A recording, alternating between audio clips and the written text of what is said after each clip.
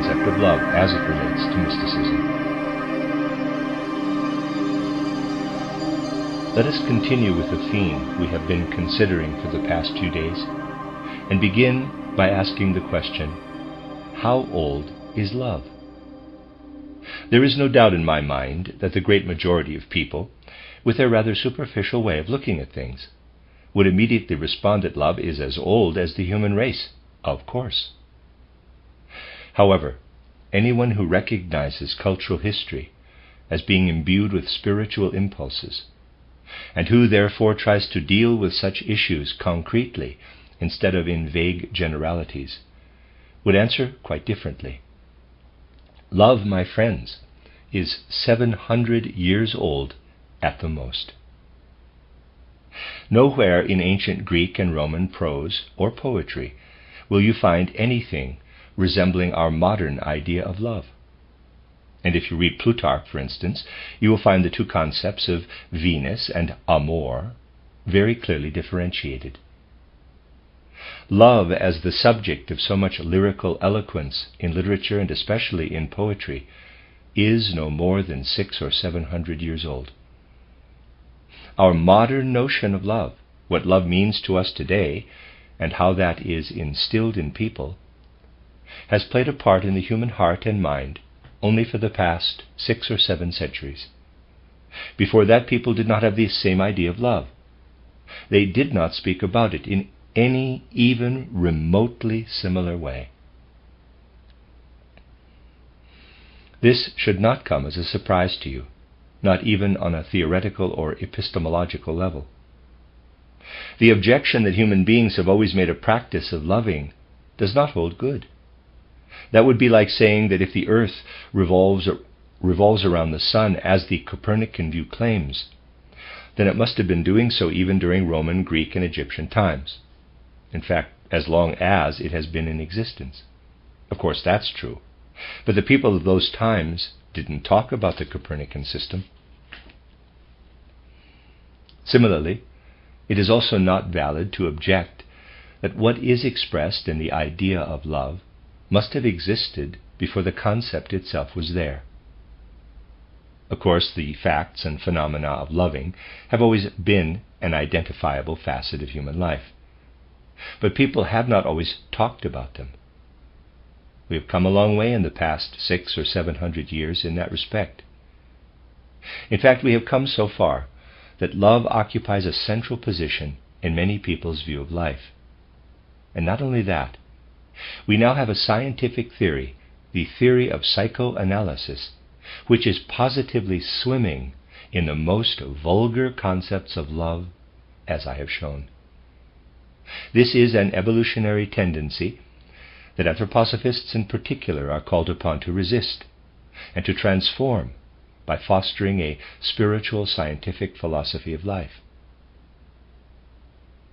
Many of you may be aware that I described these same things quite precisely from an historical perspective in some earlier lectures. So I would be surprised if you were all taken aback by my statement that our idea of love is only 600 or 700 years old. In any case, the idea of love has gradually crept into all kinds of philosophical concepts during the past few hundred years, as is repugnantly evident in psychoanalysis.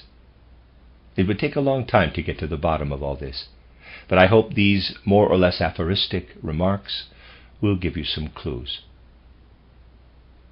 As an example, let's consider a contemporary thinker who is totally immersed in modern cultural concepts. In other words, someone who cannot overcome his supposed insight that outer sensory physical reality is all we can reasonably talk about. I have already introduced Fritz Mautner to you as a very sincere representative of this type of person. Mautner is a linguistic critic and the author of a philosophical dictionary. This puts him in a very strange position, in that it makes him aware of the fact that the word mysticism has existed down through the ages as a linguistic critic. He naturally wants to know what stands behind both the word itself and actual mystical aspirations. My friends, Just consider how much reading material we have to struggle through to understand the particular relationship of the human soul to supra-earthly worlds that deserves the name mysticism. Consider, too, how very seriously we have to take any explanations, such as those in How to Know Higher Worlds title, if we want to understand the inner attitude needed in order to face the spiritual world as a mystic, that is, as a soul at one with the spiritual pulse and flow of higher worlds. We can only really say what mysticism is in the modern sense of the word when we have engaged in serious reflection, such as that in title How to Know Higher Worlds. Readers aside, this is also known as the knowledge of higher worlds and its attainment. End of readers aside. In other words, we have to at least study that book thoroughly and attentively a number of times. When someone like Fritz Mautner gets his hands on a book like How to Know Higher Worlds, it is patent nonsense to him. Just so many words. Mautner is an honest man, after all. He would be telling the truth if, having read Swedenborg, he were to say that he doesn't understand a thing when Swedenborg talks about inhabitants of Mars who can conceal their innermost impulses. He might also say that he finds nothing to relate to in a book like How to Know Higher Worlds. Perhaps angels might be able to understand it, but he cannot. This is an utterly plausible opinion, and I am convinced that it is what Fritz Mautner would come to as an honest person. And in fact, if he is honest and sticks to the truth, coming to this conclusion is inevitable, because the concept of mysticism eludes him entirely. There's nothing to it as far as he is concerned. For him, everything entitled Theosophy or titled How to Know Higher Worlds is all just words, words, words. If he himself experiences a kind of Faustian striving, he might express it by saying, quote, "I will contemplate all seminal forces in the outer physical world, and be done with peddling empty words." Close quote. And in his own way, he is quite right. However, Mautner is not only honest, he is also thorough. And so he wonders if it is actually true that human souls have never experienced anything like mysticism. After all, people have always talked about it. What was it then that induced them to speak about mysticism? When I was a very young man, I knew an outstanding theologian, now dead, who was also very well educated in philosophy. He always said, and rightly so, that behind every error there is something true and real we must look for. No idea is so absurd that we need not look for the reality behind it. This is also Mautner's rationale in conceding that there must be something to mysticism after all. Obviously, there are still strange characters around who write books like Title Knowledge of the Higher Worlds and talk about their mystical relationship to spiritual worlds, but to him it is all nonsense. However, there has to be something in human nature that produces the emotions these crazy, mixed-up people call mysticism. There must be something behind it. If you try to find out how Mautner discovers what underlies mysticism, the most you can say, after having read the entry on mysticism in his dictionary, is that he keeps going around in circles. Everything in this article revolves around words and definitions of words. But since I was interested in finding out how Mautner, in his own way, attempts to get at what is behind mysticism, I looked it up in his dictionary to see what could be found there. Readers aside, there is a gap in the stenographic record. End of readers aside. So I looked up not only his entry on mysticism, but also the one on love. I found the article on love to be one of his best, and very well written. It's actually very nice. Mautner first mentions Spinoza's definition of love, and Schopenhauer's brief and heavy-handed definition, and then he explains that it is necessary to distinguish between mere eroticism, which is strictly physical and confined to sexuality, and real love on a soul level. Mautner admits, all that, and even goes on to say something as elevated as this, quote, "I believe that people who are one-sided geniuses in thinking have seldom, if ever, had any understanding of love in its ultimate degree, of feelings of love taken to pathological extremes. They have not experienced it personally, and have only tried to categorize the descriptions of poets." Close quote. Steiner again. That is, the philosophers did not know much about love except what they looked up in books of poetry.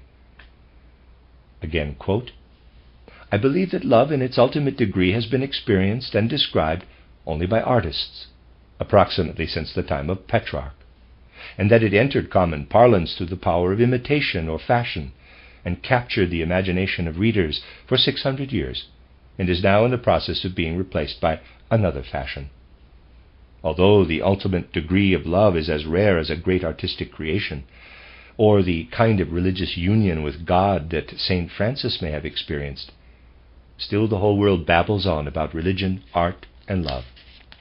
What they mean by all this are mere substitutes for emotions that perhaps one person in a million has actually experienced." Close quote.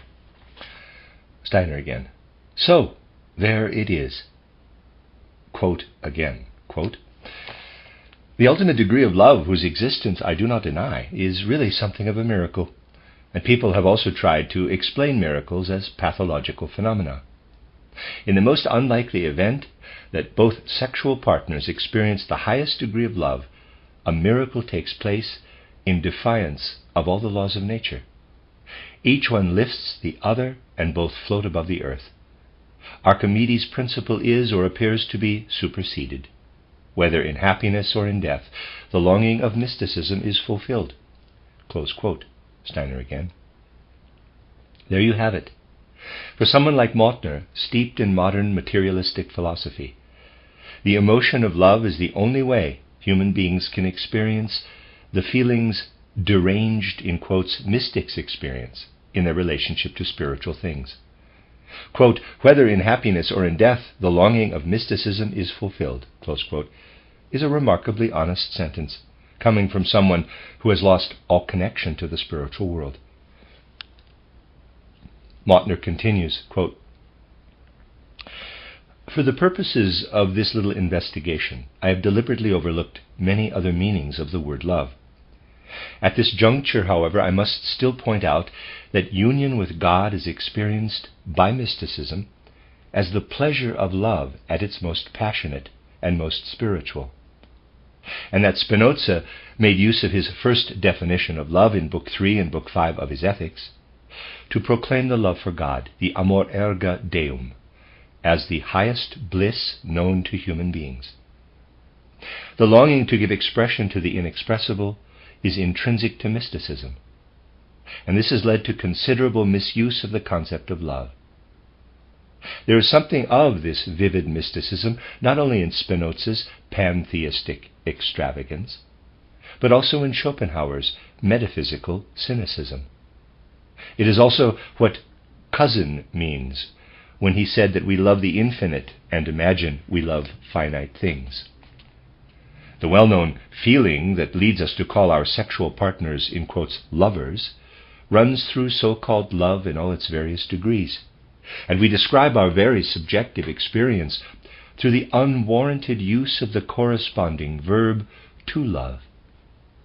The attempt to find an objective noun, namely the word love, to describe this experience, met with such success that people have persuaded themselves that the experience itself is as common as the word love has become. Close quote, Steiner again.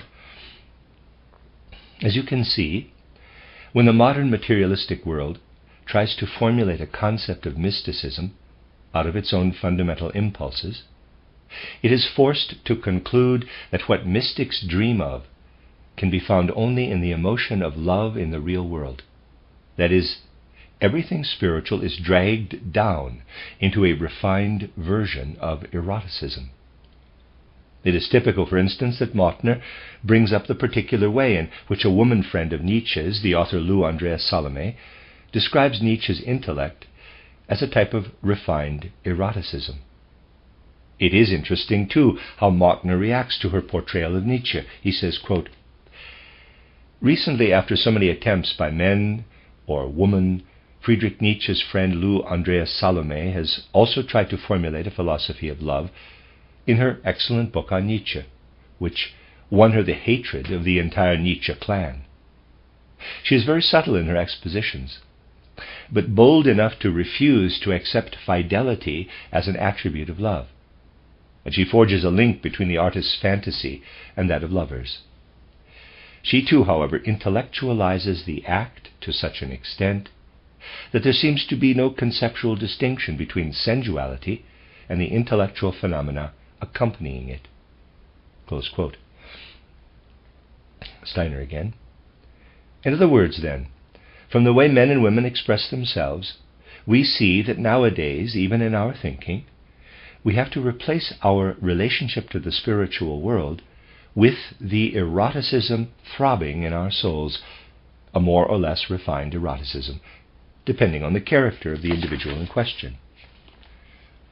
This all has to do with the fundamental materialistic tendency of our times, which also leads to untruthfulness when people are not honest enough to admit that all they know about mysticism is the aspect that is identical to eroticism. Untruthfulness emerges when these people talk about eroticism, but conceal it behind a veil of mystical concepts.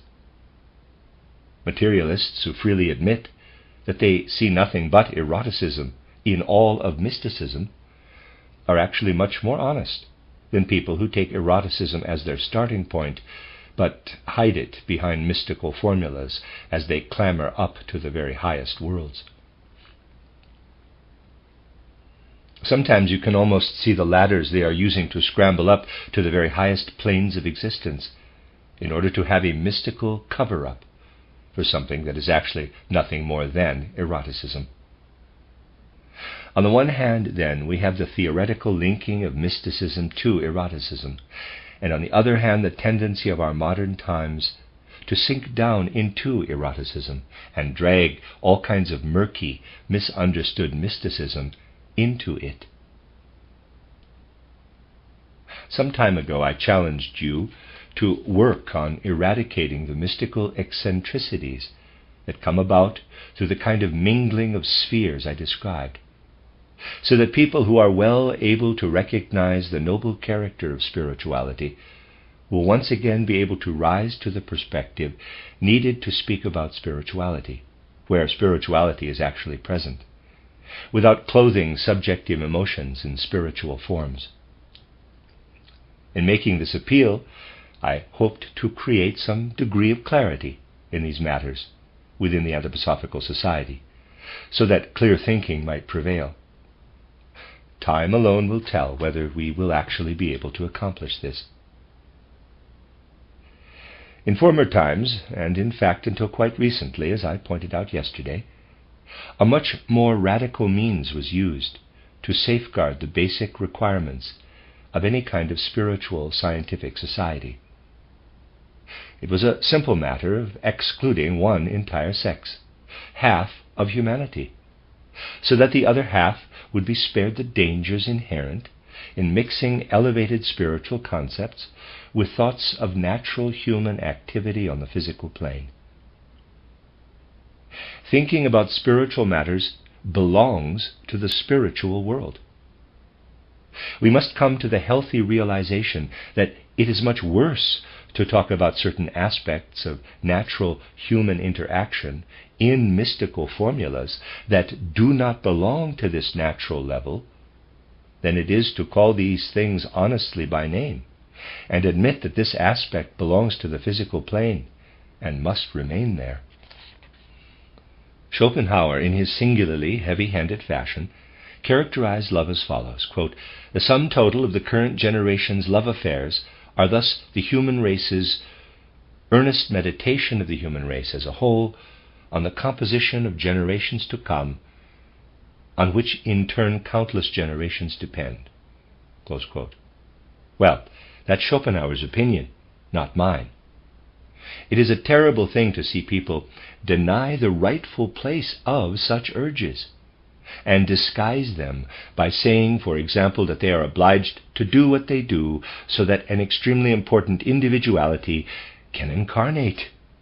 That is really an abomination in the eyes of someone trying to practice mysticism in all earnestness and dignity.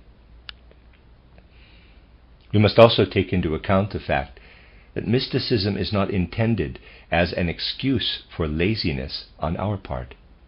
That is what it becomes, however, when healthy concepts are replaced by unhealthy ones in the name of mysticism. Here on the physical plane, people are supposed to make their mark through goodwill and work, real hard work. If they prefer to gain recognition under false pretenses, rather than on the merits of their work, and demand special treatment by virtue of being the reincarnation of somebody or other, then they are using mysticism as an excuse. They want to be recognized as someone special without doing a thing. This is a very trivial and vulgarized way of looking at the matter. If we are making every effort, as indeed we must today, to foster spiritual science openly in the presence of both sexes, the old compulsory bans must be replaced by a serious and dignified attitude on the part of both men and women as they seek to acquire knowledge of the higher worlds. We must succeed in eliminating from this search all the fantasies bound up with our lower human drives. Only then will we be able to prevent the proliferation of errors originating in the illusions of individuals prone to mystical laziness. Mysticism, my friends, does not ask us to become lazier than the people out there who care nothing about it. If anything, it requires us to be more diligent than they are. And mystical morality cannot mean sinking below the moral level of other human beings. Rather, we must advance beyond it. If we do not make a serious effort to eradicate anything resembling Sprengelism, as I would like to call it, from our society, we will make no progress. How I will continue with this series of lectures depends on the course of your meeting today. Let us first see how far you get in this meeting, and then I will announce when we will continue.